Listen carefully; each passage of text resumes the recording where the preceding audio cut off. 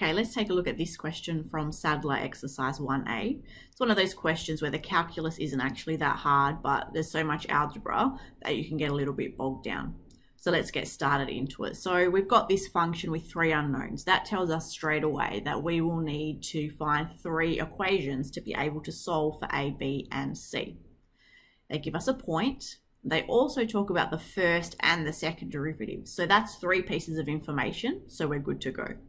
So let's get started by just finding the first derivative of y, since we'll need to use that at some point. So if we do that, we end up with 3ax squared plus 2bx plus c. And from there, let's find also the second derivative.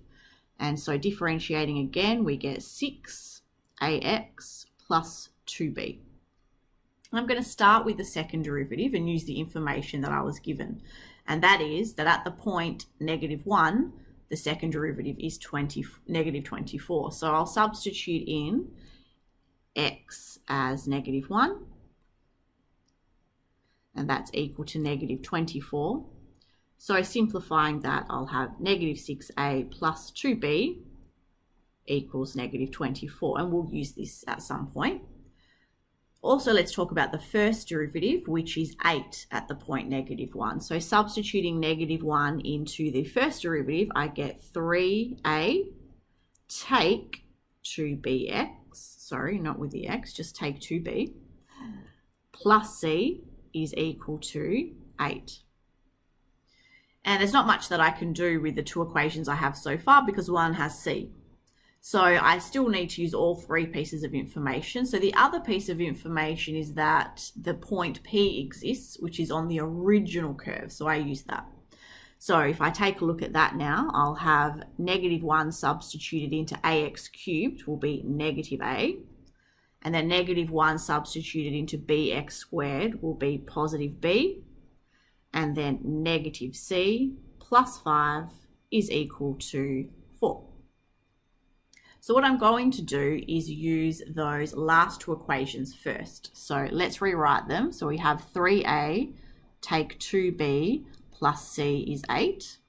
And underneath that, I'll have -a plus b take c. And I'll take the 5 to the other side to get -1.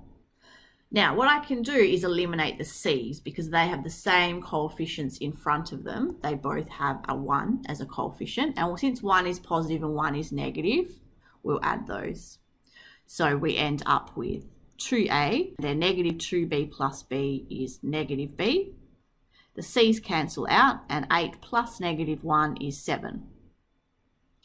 So I've eliminated the c, so that's good. So now I've just got a and b, and this is when I can bring back that first equation that I had, which was the -6a plus 2b is equal to -24. Now I will want to also use the elimination method, but neither a nor b have the same coefficient. So I'll multiply this first one by 2, the whole thing. So we end up with 4a take 2b is equal to 14, and we have -6a plus 2b is -24. And once again, because the coefficients are now the same, but one is positive and one is negative, we'll add those together. So adding these, I end up with -2a, the b's eliminate, and here we end up with -10, and so we get a is equal to 5. So now we're ready to go back and find B and also C. So what I'll do to get my B is I can really use any of the equations that I like, but what I'll do is use the 2a, so 2 times 5, take B is 7.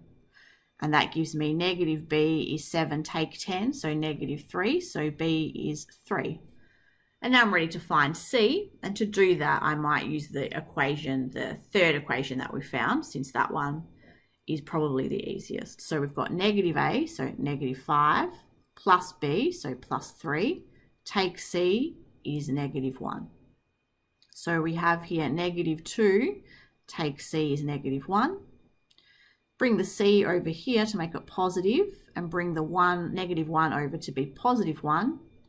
And so we end up with C equals -1. And we found the 3 unknowns.